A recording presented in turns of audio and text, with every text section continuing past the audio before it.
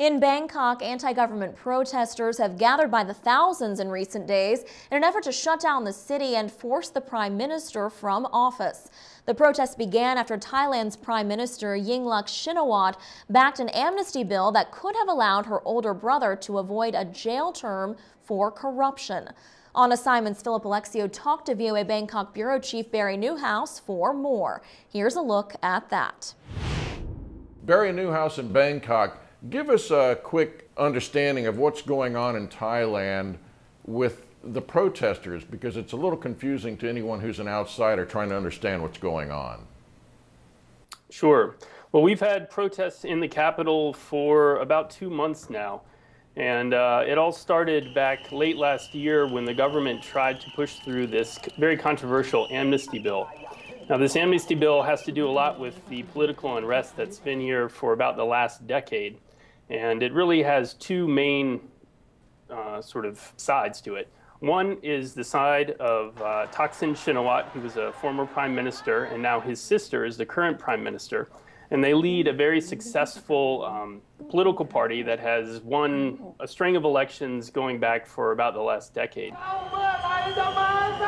And on the other side of it are the Democrats, and many would say the sort of wealthier urban elite here in Bangkok. And they have not won an election in about 20 years, but they were very much the traditional power brokers in this country.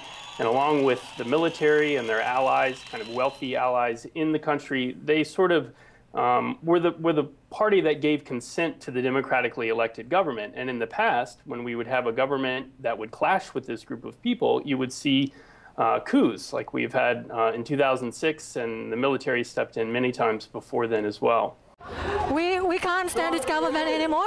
We have to take them out. They do corrupt like hell. Basically, the sister, the prime minister, basically is the puppet of his brother. So we can't do this anymore.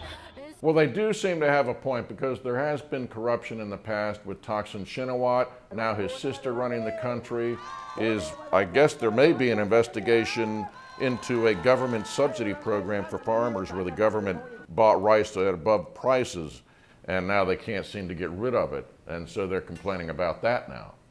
That's right. The rice pledging scheme is really the #1 issue for the protesters in terms of a demonstration of government corruption.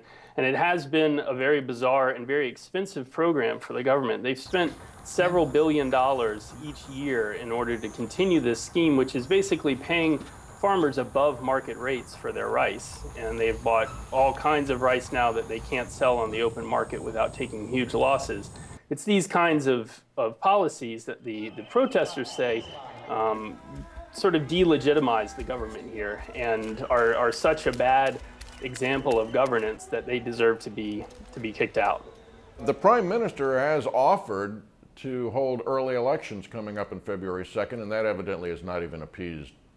That's not appeasing the protesters either. That's correct. That's correct. They do not want to sit down with the Prime Minister. They don't think that she's legitimate. Our country is not ready for election. As we know, if it happens, it's not a fair election. Yeah. It's not a fair vote, for sure. Same people will come back. And so they refuse to negotiate with her, not to mention that their political allies, the Democrat Party, is boycotting the next elections. So if the elections do go forward on February 2nd, there won't be any members of the opposition who could even be elected into the government. So it's where we go from here, I think, is still a very big open question. But this is not really a struggle over policies. This is a struggle for power. And it's who is going to be in charge in the central government. And for all the sort of policy disagreements that you hear on the street, at the end of the day, this is truly about who's going to lead the country. And again, that was VOA Bangkok Bureau Chief Barry Newhouse. Protests have become a familiar scene to residents of central Bangkok. 3 years ago, supporters of the current government set up their own protest camp in the city.